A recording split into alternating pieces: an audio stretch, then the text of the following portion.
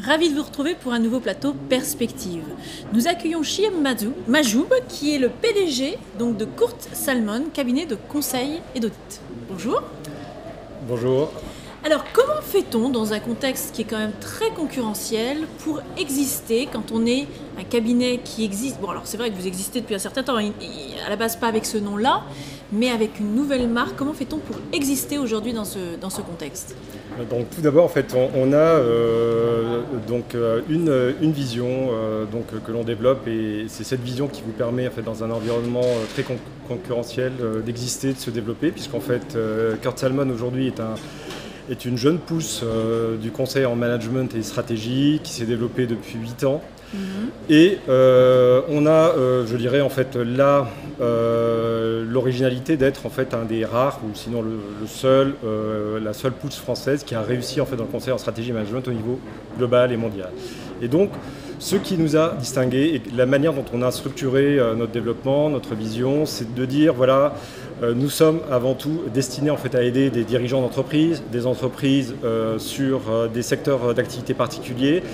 Et nous allons hyper spécialiser nos équipes à avoir la passion des métiers en fait, de nos clients. Ça, c'était en fait une dimension en fait, très très forte. Et effectivement, donc, nos consultants, qui sont des consultants de métier, mais aussi des opérationnels qui sont passés dans le monde du conseil, sont passionnés en fait, des métiers que l'on a dans nos portefeuilles. Par exemple, alors, quels sont vos métiers? Alors, les métiers phares. En fait, on est un leader mondial dans le domaine du retail, donc du conseil en stratégie, en organisation dans le retail, avec des grands clients en fait, globaux, mondiaux, qu'on sert dans une quinzaine de pays.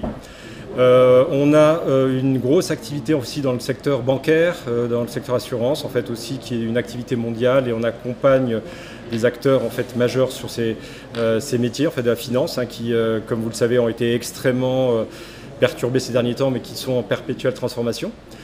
Donc on a aussi de manière beaucoup plus précise régionalement des équipes qui sont dédiées au secteur public et aux médias. Par exemple en France, nous sommes très présents auprès de l'État et des collectivités locales pour les aider en fait, dans la transformation de l'État, et c'est quelque chose d'assez important.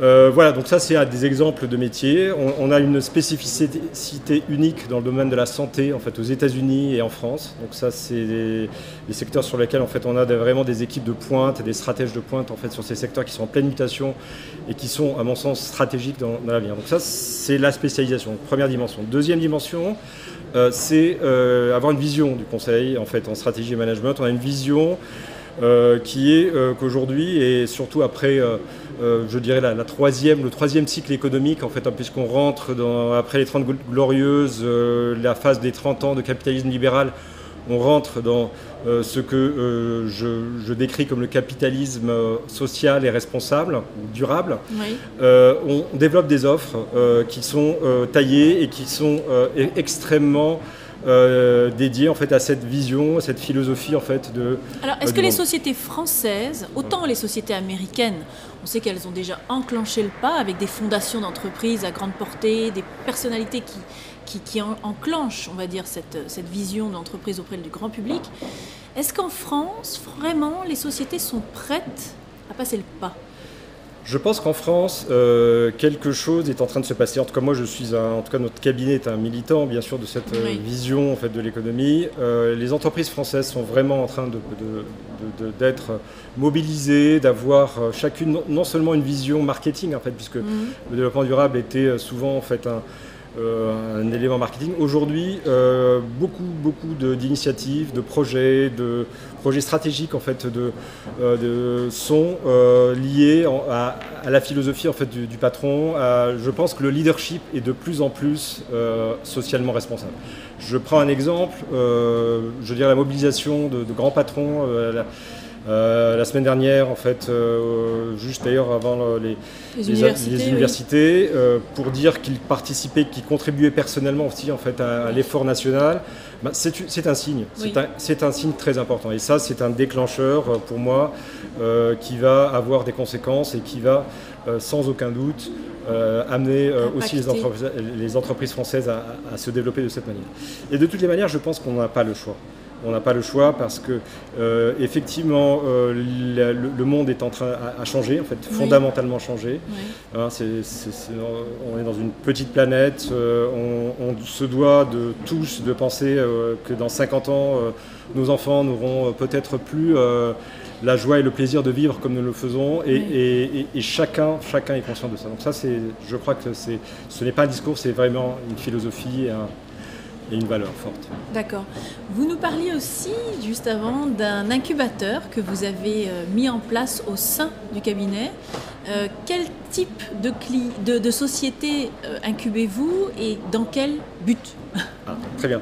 Donc on a, je dirais, dans la notion d'incubation, je dirais deux recherches en fait. Oui. La première, c'est que l'incubation pour nous est un signe fort d'innovation ou de contribution en fait, à l'innovation technologique, à l'innovation au sens large du terme. Donc on a aujourd'hui un incubateur qui contribuera, j'espère, en fait, à la progression du paiement mobile et de la promotion mobile en fait, dans le domaine du commerce. Hein. Donc c'est une entreprise française créée par trois jeunes entrepreneurs et qui ont... Issus de votre cabinet ou pas du tout ? Non, pas du tout. Non. Ce sont des gens qu'on a rencontrés en fait, et dont le projet nous a plu et correspondait en fait à des secteurs stratégiques. Hein, comme je vous l'avais dit, le consumer goods et le retail est un secteur stratégique du cabinet.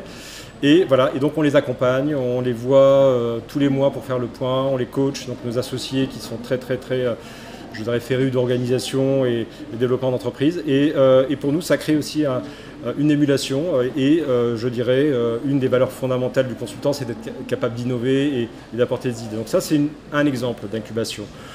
Un autre exemple d'incubation qui rejoint, je dirais, un peu le développement durable, et ça c'est quelque chose qui me semble assez important, c'est la contribution à une forme de développement différente entre le Nord et le Sud. Donc, je donne un autre exemple, moi-même je suis d'origine tunisienne, donc vous savez que donc ce pays a créé, en fait, a été l'initiateur du printemps arabe, a aujourd'hui d'énormes besoins pour se réorganiser, pour se structurer, pour avoir des structures macroéconomiques qui vont permettre de stabiliser le pays et de le mettre dans une perspective en fait, de réelle démocratie. Et effectivement, donc là, aujourd'hui, on s'est mobilisé sur deux initiatives assez importantes. D'une part, dans le domaine de la communication et du marketing, en fait, je dirais, de la révolution tunisienne en fait, par une initiative Invest Démocratie qui a eu énormément de succès et qui a précédé le G8. Oui. Et on s'est mobilisé aussi sur en fait, des initiatives beaucoup plus macroéconomiques de création de caisses des dépôts et consignations, en fait, des organismes qui peuvent financer des développements d'infrastructures dans des pays et de manière transparente et en rendant l'État responsable en fait, et financièrement responsable. Donc, voilà, donc ça c'est par exemple des initiatives qui sont de l'ordre de l'incubation, je dirais, puisque pour nous ce ne sont pas des initiatives qui génèrent du profit ou des fees en fait, pour le cabinet. Et finalement cet accompagnement, ne penseriez-vous pas que c'est le rôle des banques notamment sur l'accompagnement au développement dans les pays alors, donc c'est une question effectivement extrêmement importante. Alors, et même dans notre pays, je dirais. Moi, j'ai un passé de consultant banquier, de banquier d'investissement, etc. Donc je connais très bien ce secteur. Je pense que les banques aujourd'hui sont en train de prendre un virage, et c'est la question que vous posiez d'ailleurs en début d'entretien, un virage d'environnement et de contribution au développement durable. Oui. Et je dirais, alors c'est un signe, mais on a l'occasion de travailler avec nos clients sur des améliorations de la performance commerciale, etc. en Europe aujourd'hui. Et j'étais pas plus loin qu'hier avec un certain nombre de mes associés dans le cadre de réunions de travail interne. Il y a un déplacement en Angleterre aujourd'hui. En fait, c'était une mission qu'on a réalisée pour un certain nombre de grands banquiers anglais, un déplacement d'un certain nombre de populations de banques traditionnelles vers des banques mutualistes. Et depuis à peu près 2 mois, c'est quelque chose d'assez dramatique et pas mal de banquiers s'étonnent. Et effectivement, ce déplacement n'est pas uniquement lié à la qualité du service de la banque mutualiste mais tout simplement parce que ces banques ont quelque part quelque chose de socialement durable. Elles ont quelque part des philosophies de profit qui sont liées aussi au progrès de la société. Et voilà, et les clients aujourd'hui choisissent aussi selon ces critères. Ils ne choisissent pas uniquement un banquier selon les taux qu'il accorde ou le prix de la carte de crédit ou de la performance des investissements et des SICAV qu'il produit. Non, le client commence à choisir aussi son banquier pour sa capacité à aider sociétalement en fait, un pays. Il y a beaucoup de banques qui s'investissent dans ces projets-là ? Oui. Très sincèrement, en France, il y a, je ne nommerai pas bien sûr des banquiers, des grandes banques, des grandes banques qui se sont vraiment engagées, sans les nommer parce que ce sont tous nos clients, dans des projets de banlieue, dans de la microfinance mais intelligente, dans, je dirais, le boost d'un certain nombre de PME ou de TPME sur des sujets très particuliers. Voilà, je trouve que c'est bien. Il y en a d'autres qui utilisent des arguments, je dirais, durables. Voilà, il y a avec des idées très innovantes, capturer des étudiants qui ont des mentions au bac, par exemple. C'est quelque chose d'assez simple. Donc un des banquiers a fait ça cet été. Je pense que c'est une campagne qui a été assez suivie. Oui, c'est intelligent parce que c'est quelque chose qui valorise, je dirais, la connaissance, qui valorise l'éducation pour nos enfants et qui lie un business en fait. Et donc voilà, ce sont des idées de ce type qui commencent vraiment à émerger. Et je pense que les banquiers vont changer en fait, vont radicalement changer. Et aujourd'hui, je dirais les crises successives qui ont eu lieu, voilà, c'est eux qui les ont subies en fait en première ligne. Et très sincèrement, ils n'ont plus le choix parce que je pense qu'on est rentré dans une phase économique, comme je le disais tout à l'heure, en fait, dans cette phase 3 qui ne leur permettra pas de survivre sans ces valeurs.